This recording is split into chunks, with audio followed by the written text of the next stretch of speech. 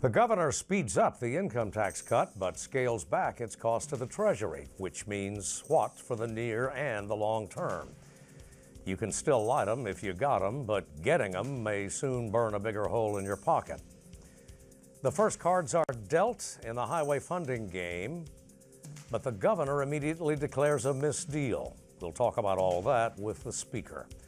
And the new mayor of Arkansas's capital city.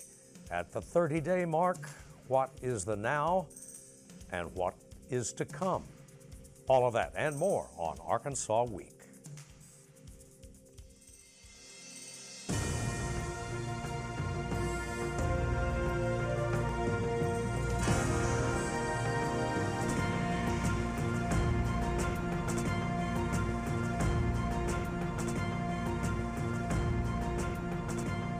Support for Arkansas Week provided by the Arkansas Democrat-Gazette, the Arkansas Times, and KUAR-FM 89.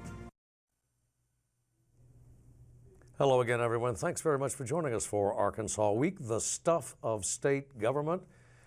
3 weeks after the General Assembly sits, the 92nd edition. Our guest is Speaker Matthew Shepard. Thanks very much, Mr. Speaker, for making the time for us.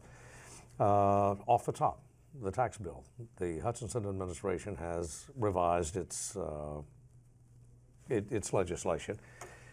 It would affect the tax cuts over 2 years as opposed to 4, but it would also eliminate or cut back the amount of loss to the state treasury by about half, down to about $92–95 million. Do you see any great difficulty in getting that through?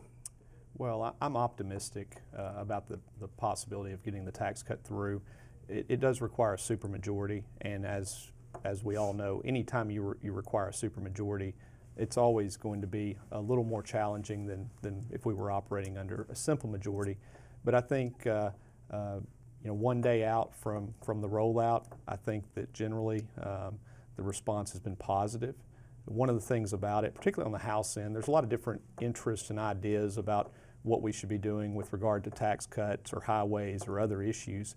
And I think that this is, as I said yesterday, it was measured and manageable in terms of a tax cut. And so I'm really optimistic that we're going to be able to get the supermajority votes. But we're going to start it on the Senate end, and then once we get it out of there, we look forward to bringing it forward in the House. Why now for tax cuts? The argument against it, the argument against it is that we don't need a tax cut.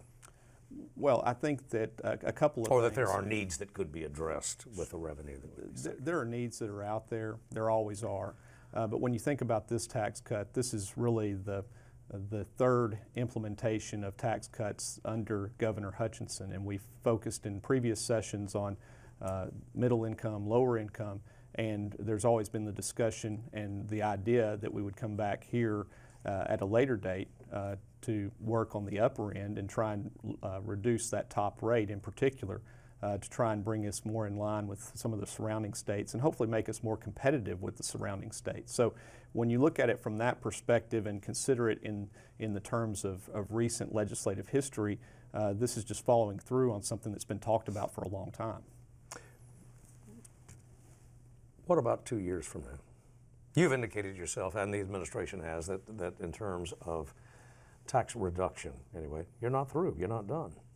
Well, there's been some discussions in the tax task force and in other areas about looking at additional reductions, particularly on the corporate side and some of the business entity type issues.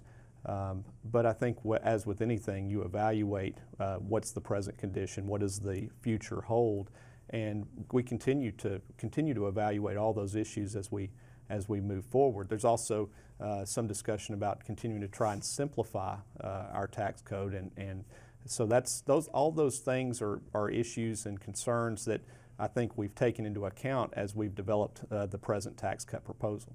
Well, what would we look for in 2 years? I'm assuming here that that the administration's legislation will go through largely as is, as revised. 2 years from now, there may be some further discussion about simplifying. That's something that a lot of people have talked about. There's some degree of simplification in what's proposed right now. I think that in this session, I think you're going to see the discussion with regard to the internet sales tax. That's something that's going to be likely brought up later on. And I think that in those discussions, could see other discussions related to other elements, particularly when it comes to corporate taxes. But what we're focused on is the here and now. Obviously, we like to think about what could come in the future, and we want to make sure that we are are very careful in terms of any tax cut, or really any piece of legislation as a whole, to make sure that this is something that accomplishes the purposes that we have for the state, that the state can withstand. In this case, I believe it's something that's ultimately going to benefit the state. Well, the loyal opposition, the governing party, your governing party has supermajorities or close to it in both chambers. The loyal opposition is once again raising the possibility of an earned income tax credit. Any traction whatsoever? At this point, I don't see that. I know that it has been raised. I think that, again, just one day out from the rollout, I think that that one of the things that may make this particular plan attractive to those that may be concerned about the extent of tax cuts is that, as you alluded to, this is roughly half of what had been discussed previously. And so this is as I've continued to say, I believe I like to say it's measured and manageable. It's something that I think we can generate the consensus that we need. And overall, I think the response thus far has been positive, but I also understand that the membership is continuing to look. They've only had the specifics for the last 24 hours or so, and so I look forward in the coming days to being able to address some of those concerns. In terms of the public school budget, and by the way, we'd like to thank the State Department of Education once again for allowing us to use their basement studio, its basement studio. But in terms of pre-K-12, of general education, are we putting the money in there that we ought to be putting in there? I think, or are we just in a holding pattern? Well, I think there continues to be ongoing discussions on that front. We have Representative Bruce Cozart as the chair of the House Education Committee. He's been in that position for some time now, and I know that when we go back and look at the discussions that have occurred over adequacy and with regard to other issues, I know that this is something that a number of legislators are focused on, and that we will continue to evaluate to make sure that we're doing what we need to do and what we should do for public education. As far as the specifics as to where we go from here, I think that's an ongoing discussion that, our focus for so much of this, or at least my focus for so much of the first 3 weeks of the session, has been transformation and tax cuts. I think that that now rolling out the tax cut proposal, it allows us now to look at some of the other issues that relate to what type of revenue we have available, whether it's education, highways, or any number of other issues that may be out there. Highways. The only thing that seems likely now is that the General Assembly will refer some sort of program to the electorate. Mr. Hutchinson has essentially placed off limits any additional incursions into the General Revenue Fund. Can you look at your members, your side of the Capitol, and see that any kind of consensus on funding is evolving?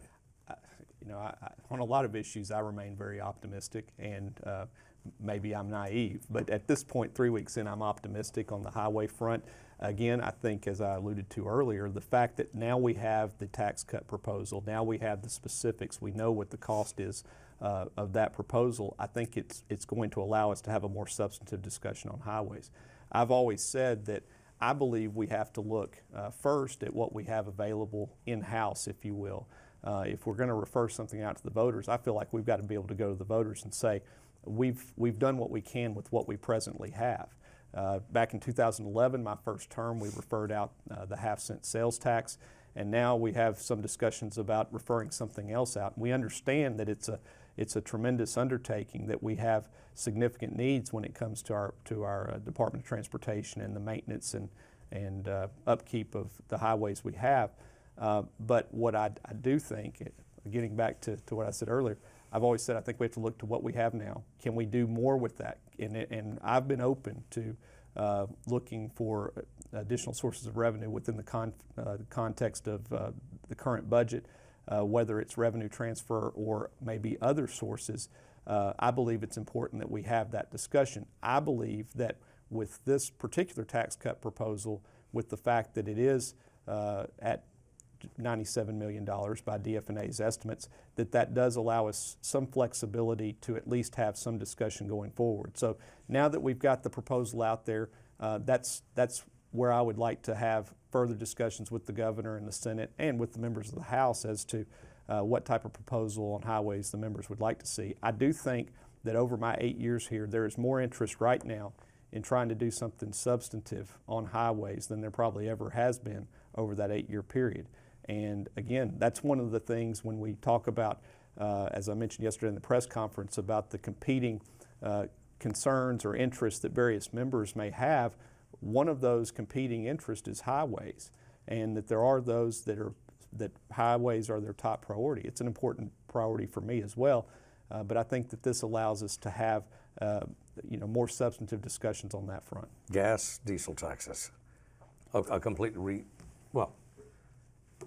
I think all of those things are on the table. I think that there have been a number of proposals from both members of the House and the Senate, or a number of discussions.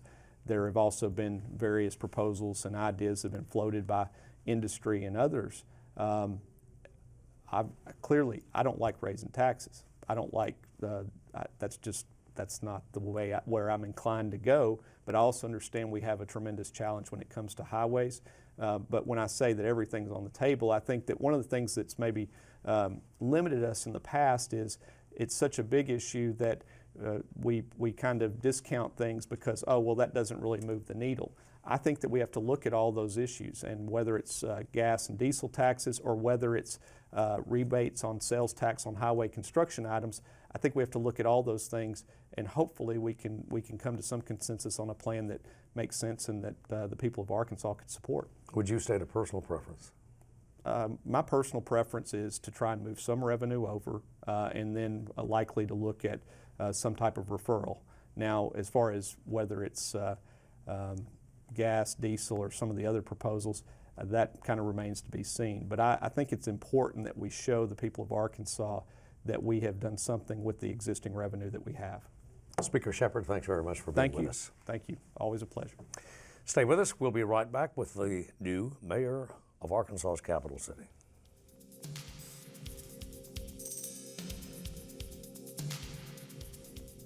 And we're back, and he's here. We're joined by the Honorable Frank Scott, Mayor of Little Rock, concluding your first full month in office.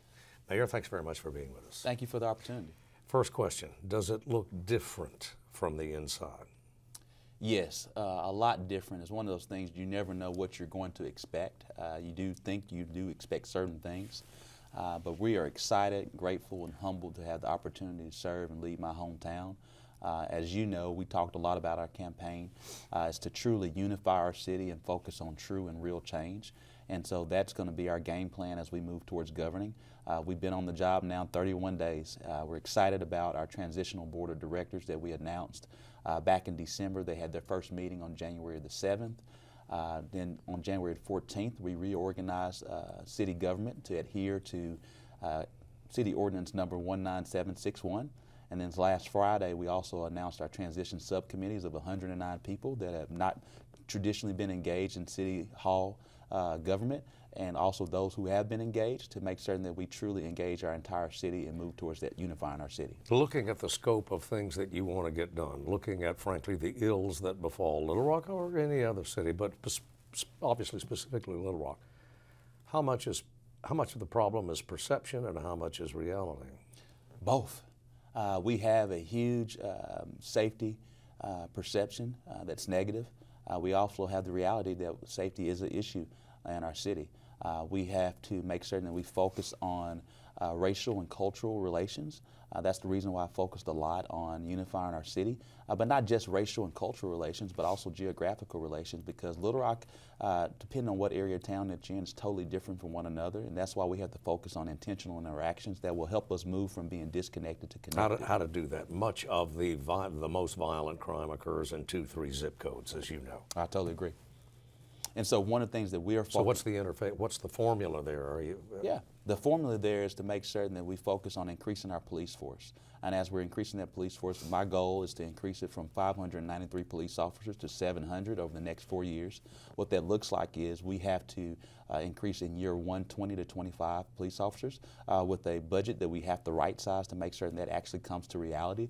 We want to make certain that those police officers that we're recruiting understand cultural competency, understand de-escalation tactics, and implicit biases as we have a true community policing culture in our city as we move forward. Budget means revenue. It surely does. I was hoping you'd pick it up from there. Oh, the state of the city coffers. Yeah, our budget definitely means revenue. Right now, we've had low sales tax revenues for quite some time. And we've had a stagnant job growth rate for quite some time. And so it's my goal to make certain, number one, that we focus on safety to cure those negative perceptions. Two, that we have the proper infrastructure both north and south of 630. From a north of 630 perspective, we have to applaud that growth that's going on to continue to make certain that growth happens, because that's a huge input into our sales growth tax as we move forward, but also improve the infrastructure south of 630 so growth can happen there as well. And so as we're focusing on safety and infrastructure, it's my job to be the chief growth officer for the city to make certain that small business persons have everything that they need to thrive and grow in our city. That's why we have to cut through the red tape of different bureaucracy and streamline services, all while making certain that I'm out beating the streets, doing traditional business development to recruit companies to come to our city right now. So far, even in the first few weeks of our administration, we've already had 60 new jobs with aircraft services that's now going to be expanding from northwest Arkansas to central Arkansas at the Little Rock Airport.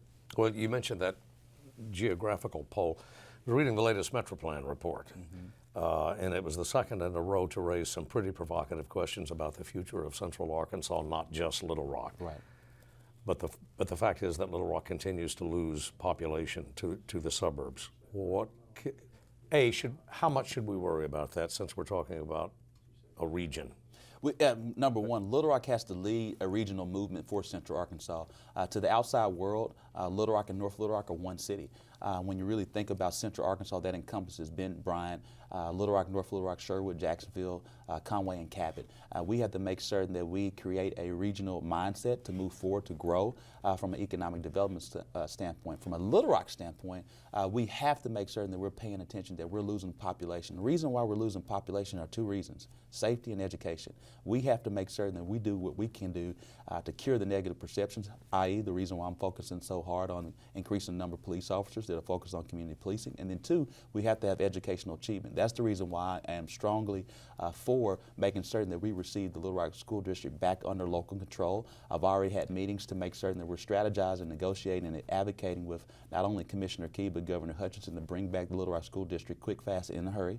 And then secondly, what can a city do to make certain that actually happens? And what we talked about on the campaign trail is focusing on Summer Reading Academy to make certain that children can be able to read by the time they're in third grade, because we understand if a child's not able to read by the time they're in third grade, the trend's set towards death and in jail. And we want to stop that cycle right now. What is the status?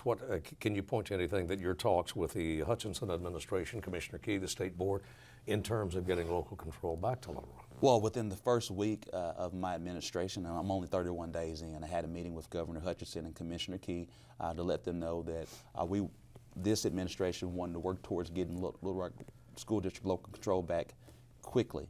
And we wanted to figure out what those parameters are. As we all know, at the time that we were taking over, we had 6 schools that were under academic distress. Now we have 3 schools. And so we've set some different strategies that we want Commissioner Key and Governor Hutchinson to look at and to figure out if we can bring that back to us sometime in the near future, maybe in the summer. By summer? Hopefully. And that's not a deadline, and that's not a commitment, but that's something that I've offered, that we could hopefully get it back by the summer. I don't know if that's even feasible, but that is a goal. Has Little Rock been treated unfairly in this matter? I think definitely the community. In terms of state takeover? Yes, I think the community believes that when you take into account you had 48 schools at the time of 2015, and only 6 were under academic distress in comparison to other schools that have been taken over. That necessarily did not cause for school to be taken over. At the end of the day, the administration felt the need to take over the schools for particular reasons, and quite frankly, it was based on the rules and regulations, so had the ability to do it. But I'm here to tell you that the community does feel it was done unfairly. and now that's in the past. My goal is to make certain that we bring back the local control back now. Inclusion was one of the themes in your in this interview and in your campaign. Just hours ago, the Arkansas Supreme Court ruled against the Fayetteville Anti-Discrimination Ordinance. I'd like your response to that. Actually, I wasn't aware of that until you just told me. I've been Well, breaking news. Yeah. I'm sharing it. I've been in meetings all day today focused on our new police chief that we're going to begin to hire in the next few weeks. We're going to release our top 10 today. And so I've been focused on that. Did not know the Arkansas Supreme Court had just done that. As you know. I should share with the audience that we're taping this interview, sir, Mayor, on a Thursday morning. So. Yes. So just so everyone knows, I was a staunch supporter of inclusion. I'm one of the few mayors that have ever included an inclusion agenda on my policy platform as a candidate, and that policy platform will then continue to transition to my administration as it's a part of my transitional team's process. And so I'm always in favor of making certain that Little Rock is one city, irrespective of race, culture, creed, faith, sexual orientation, or gender identity. And so I'm a staunch supporter for inclusion. Well, in light of the Supreme Court's decision overturning the Fayetteville Ordinance, the court, if I'm reading the opinion correctly, said no, state law supersedes municipal law codes. So the ordinance that Little Rock has adopted, anti-discrimination ordinance that Little Rock has adopted, would be null and void. Do you plan on challenging that, or what's the next step for your administration? Well, right now, again, I have not seen the hearing or the proceeding. It just is news to me. I want to make certain that I get with our council to look and review see if we need to make any changes as it moves forward. We always want to abide by the law, but again, the city of Little Rock is a welcoming city, and we are focused on inclusion, and the Frank Scott Jr. administration will make certain that we are focused on inclusion and will enact our inclusion agenda as best as possible. On the matter of a new chief, it has been suggested in many quarters that the next chief needs to be of the force, to come from within. Your thoughts? Well, my thoughts is we have to have the best chief. I definitely, someone who is homegrown and the son of the city of Little Rock, I know we have great talent on the existing force right now, and I hope that's a possibility, but at the end of the day, it's my job to make certain that we select the best person for Little Rock at this point in time. And so we're going to, all hands will be on deck as we're looking and reviewing through the applications. Again, we're going to announce our top 10 today, and I'm certain that we will have some homegrown talent that's a part of that top 10. But we still have to go through the interview process. And so one of the things that I'm looking for in our next police chief is someone who truly understands how to be a cop, who's actually been on the beat, has patrol operational experience, has true leadership experience, understands how to navigate through different cultures, understands cultural competency, understands to have the ability to communicate on all socioeconomic statuses as we move forward, because we have to make certain that our community is engaged in community policing, and we actually understand what community policing actually is in the city of Little Rock as we move forward, and make certain that safety is a top priority. It's unacceptable for the crime rates that we've experienced, and on my watch I want to make certain that safety is a top priority and that we cure these negative perceptions and make certain that everyone is safe in our city. And finally, sir, at-large representation? Yes. Directors versus pure ward form. Where are you? I just read an interview with Director Peck. Yes. Who said, well, I think we might keep that. Well, some at-large positions anyway. I'm staunchly against at-large representation. I shared that on the campaign trail. Nothing's changed now that we're in the governing phase.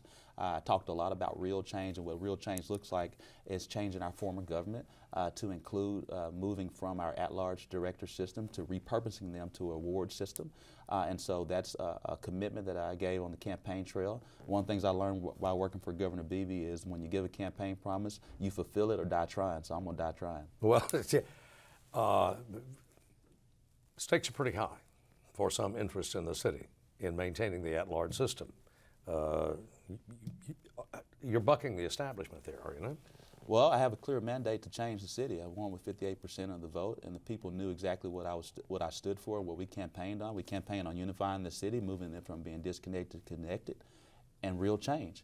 And I was not shy about changing the form of government to a true mayor-council form of government. Wasn't shy about adhering to the current form of government that we have that gave the mayor CEO powers and executive powers.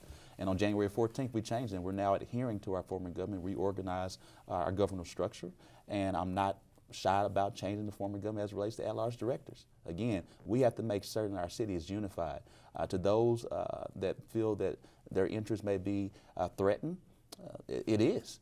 Because we want to make certain that we move from being disconnected to connected, and that's how we're going to grow our city.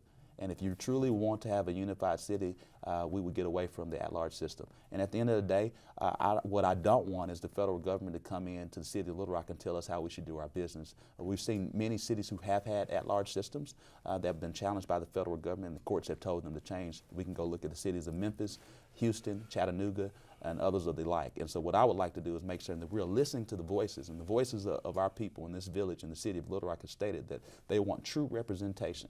And it's not, and many people want to talk about the minority representation as it relates to at-large city directors. It's more than just that, it's geographical. And so what you have to understand is Southwest Little Rock, if you go to Baseline and Otter Creek, you understand that's both Southwest Little Rock, but Baseline and Otter Creek are two different areas in Southwest Little Rock. You go to John Barrow and Chenal Valley, both West Little Rock, but two different areas. And so we want to make sure that we have true representation in the city of Little Rock, and that's what you'll get from a true ward system. All right. Mayor Frank Scott, we thank you very much for giving us the last several minutes. Thank you so much. I appreciate you. And we would like to thank one Ms. Sharon Colton for giving us the last 33 years. There's more to television than just images, more than just pictures. There is sound as well. And for longer than 3 decades, Sharon Colton has been in charge of making sure the sounds that come from AETN are clear and crisp and occasionally very much to the point. We wish her well, and we thank her for 33 years of devoted service. Godspeed, Sharon Colton. And we'll see you next week.